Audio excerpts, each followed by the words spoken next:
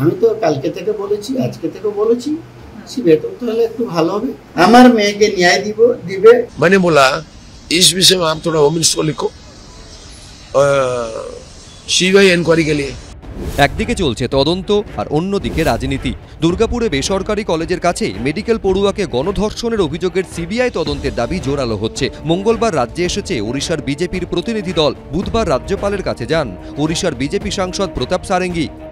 तुमने जिनको पकड़ा ये वास्तव अपराधी है अथवा प्रकृत अपराधी को छुड़ाने के लिए तुम किसी को बलि का बकरा बनाया, इसको भी हमको जानकारी होना चाहिए।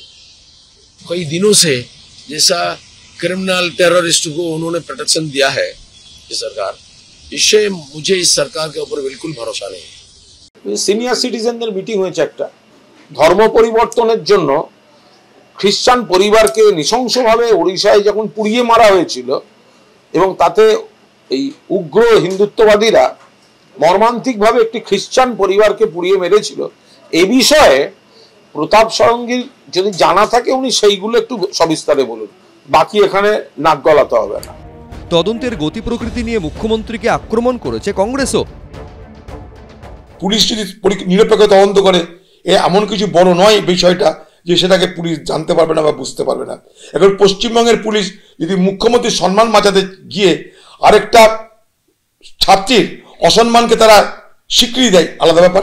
রাজনৈতিক এই বিতর্কের মধ্যে মূল প্রশ্ন হলো তদন্ত সঠিক পথে এগিয়ে সুবিচার কবে হবে। রুমা পাল, অনির্বাণ বিশ্বাস, বিজেন্দ্র সিংহর রিপোর্ট, এবিপি আনন্দ। গণধর্ষণের মতো ভয়ঙ্কর অভিযোগ, 6 জন গ্রেফতার, কিন্তু প্রশ্নের সংখ্যা আরও বেশি। এখনো অনেক ধোঁয়াশা, এখনো অন্ধকার। দুর্গাপুর গণধর্ষণ কাণ্ডে হাসপাতালে দেওয়া নির্যাতিতার যে বয়ানের ভিত্তিতে এফআইআর হয়েছে এবং পরে নির্যাতিতার কাছ থেকে যা জানা গেছে বলে পুলিশ সূত্রে দাবি, সেই দুই তথ্যের মধ্যে ফারাক রয়েছে। পুলিশ সূত্রে দাবি, হাসপাতালে দেওয়া বয়ানে উল্লেখ ছিল নির্যাতিতা ও তার বন্ধু গল্প করতে করতে ঘুরছিলেন, তখন তারা দেখেন 3 জন তাদের দিকে আসছে, এরপরই তারা জঙ্গলের দিকে দৌড়ন। পুলিশ সূত্রে দাবি, হাসপাতালের দেওয়া বয়ানে নির্যাতিতা বলেছিলেন ওই 3 জন তাকে ধরে ফেলে, এরপরই তার ফোন নিয়ে নেওয়া হয় এবং বলা হয় বন্ধুকে ডাকতে।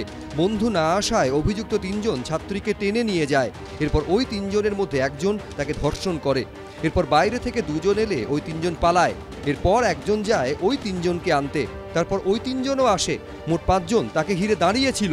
তারা ডাক্তারি ছাত্রীকে ফোন দিয়ে বলে বন্ধুকে ডাকতে, কিন্তু বন্ধু না আসায় ছাত্রীকে আটকে রাখা হয়। ছাত্রী নিজের কাছে থাকা 200 টাকা দিয়ে দেন। এরপর ফের বন্ধুকে ফোন করে ডাকেন ওই ছাত্রী।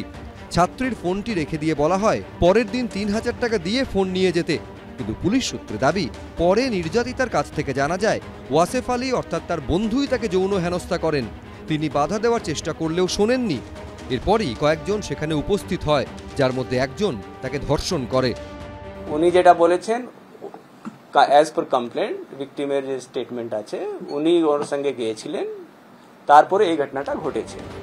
পুলিশ সূত্রে দাবি, নির্যাতিতার বাবা আবার যে অভিযোগ দায়ের করেন সেখানে উল্লেখ করা হয়, পরে আমি জানতে পেরেছি আমার মেয়েকে নৃশংসভাবে গণধর্ষণ করেছে ওয়াসেফ আলী ও তার বন্ধুরা। নির্যাতিতার করা অভিযোগের ভিত্তিতে যে এফআইআর রুজু হয় তাতে তার সহপাঠীর বিরুদ্ধে যৌন হেনস্থার কোনো অভিযোগ ছিল না। পুলিশ সূত্রে খবর, পরবর্তীকালে পুলিশ নির্যাতিতার কাছ থেকে গোটা বিষয়টি জানতে পারে। এরপর নির্যাতিতার বাবা ওয়াসেফ আলীর বিরুদ্ধে নির্দিষ্টভাবে নাম করে অভিযোগ দায়ের করে। সঠিক তথ্য কি, ঠিক কি হয়েছিল সেদিন, কারা দোষী, এই প্রশ্নগুলোরই এখন উত্তর খুঁজছে পুলিশ। পার্থপ্রতিম ঘোষ, এবিপি আনন্দ।